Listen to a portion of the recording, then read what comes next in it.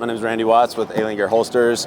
I'm the director of product here, so we're just like constantly innovating solutions for law enforcement, military. 10 years Navy SAR, 10 years law enforcement, ran with our SWAT team as both a medic and a sniper. I invented this Taq-Strap to solve the issue of hasty tourniquet application. So Tccc, you have hasty tourniquet and deliberate tourniquets. Currently everyone's using their tourniquets, your traditional tourniquet, as a hasty tourniquet. So what I developed is the world's first true hasty tourniquet wearable with your gear full time. So I'll just run through a scenario here.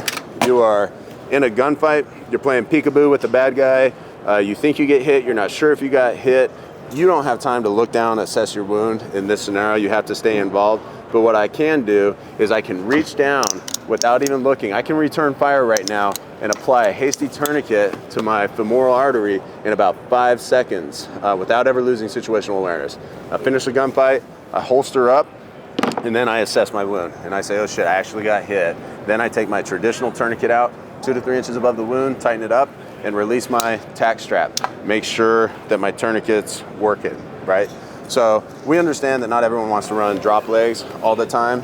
So we've made it to where if you want to run just keep the belt loop on your duty belt or your battle belt, and you need to go into a hot situation, an active shooter type situation, you just grab your Taq-Strap out of your helmet bag, throw it on, and put it around your leg. So it's truly the next evolution of ballistic protection. If you're gonna breach a door, put your Taq-Straps on, right? If you're involved in any high-risk operation, put your Taq-Straps on. So if you wanna learn more about the product, visit our website, aliengearholsters.com, and we'll send you out some.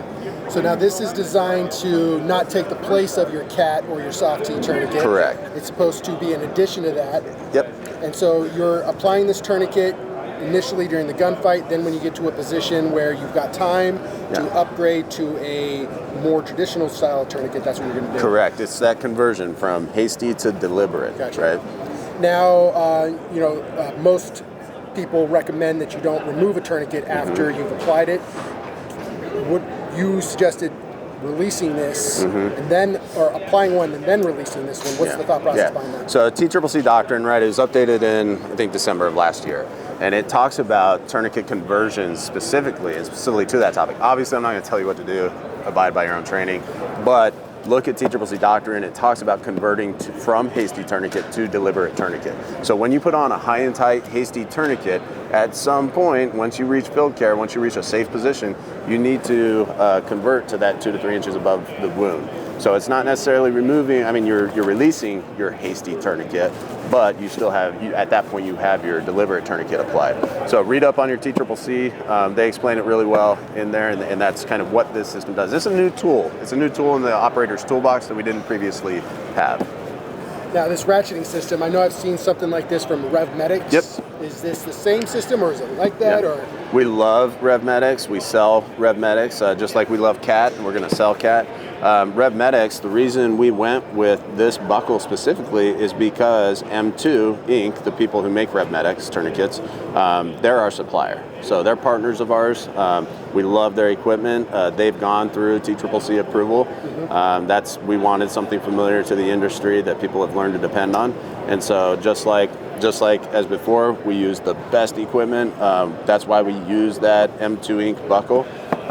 Good partners. This is the best system for that. You're not going to do a windlass tourniquet this way. No. This is exactly what you're looking for. Man, when I was prototyping this at my kitchen table, I went windlass, I used boas, I used every constriction mechanism you can think of. This is the best one out there. It provides because we use these big, thick bands, you get a ton of surface area on your limb, which causes that tissue to compress, stop blood flow. The cool thing about Taq-Strap is this version, you can buy the independent version and you can route it through any brand drop leg. You can route it through a gas mask bag. You can route it through an IPAC. It replaces any 1.5 inch strap. So that's not just our equipment. Obviously, pretty proud of our drop leg designs. You should use it with it, but you can use this anywhere you want. It's a universal fit for 1.5 inch straps. Okay. Yeah. Any real world testing yet? Thank God, not yet. We released this in October, right? And so we're getting out into the conflicts right now. We're meeting with the Army, we're meeting with the Navy, we're going through all of their formal testing. We've conducted all the testing. We wouldn't put it out on the market if it didn't work. You can see some of that testing, vascular Doppler radars, on our Instagram channel, Alien Gear Holsters.